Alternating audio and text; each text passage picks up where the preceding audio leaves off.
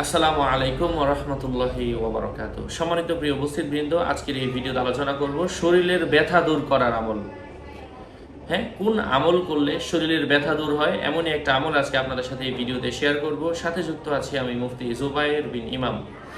আলোচনা বুঝতে সাথেই থাকবেন। যারা এখনো চ্যানেলটি সাবস্ক্রাইব করেননি, সাবস্ক্রাইব করতে ভুলবেন না।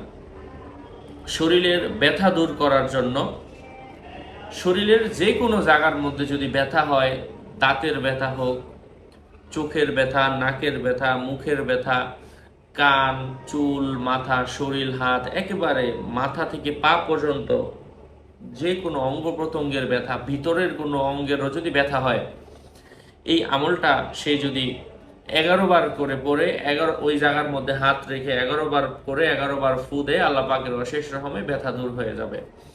সাথে যুক্ত আছি আমি মুফতি জুবায়ের বিন ইমাম।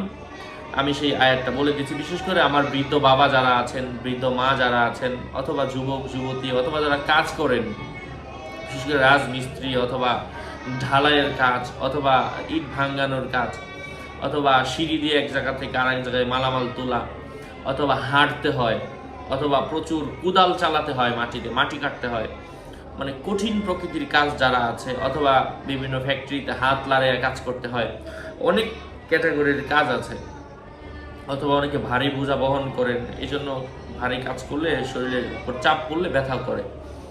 তো তাদের জন্য বিশেষ করে যাদের সারা শরীরেই ব্যথা হয়ে যায়, তারা এই আয়াতটা 11 বার করে 11 বার পানিতে ফু দিয়ে এই পানিটা খাবেন। আল্লাহর রহমে আস্তে আস্তে নিরাময় হবে। আর যে কোনো একটা জায়গার মধ্যে যদি ব্যথা হয়, ওই জায়গায় হাত রেখে 11 বার করে 11 বার ফু দেন। আমি আয়াতটা বলে দিচ্ছি। আউযু বিল্লাহি মিনাশ শাইতানির রাজিম। বিসমিল্লাহির রহমানির রহিম। আলাম তারা ইলা রাব্বিকা কাইফা মাদ্দাযিল ওয়ালাউ শাআ লাজআলাহু সাকিনা সুম্মা জাআলনা আশ-শামসা আলাইহি দালিলা সুম্মা ক্বাবাদনাহু ইলাইনা ক্বাবদান ইয়াসীরা। আল্লাহ সুবহানাহু ওয়া তাআলা আমাদেরকে বেশি বেশি আমলের তৌফিক দান করেন। আরও আপডেট পেতে সাথেই থাকবেন।